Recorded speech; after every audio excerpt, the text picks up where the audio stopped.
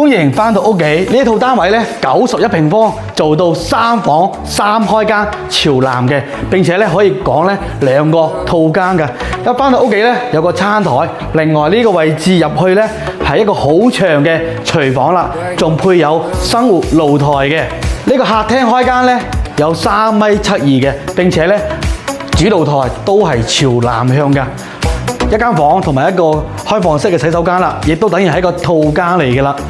呢個位置呢，去我哋明珠站呢，只需要1公里嘅啫。去我哋山姆店購物呢，亦都係1.2公里左右嘅啫。大約呢5-6分鐘呢就可以去到噶啦。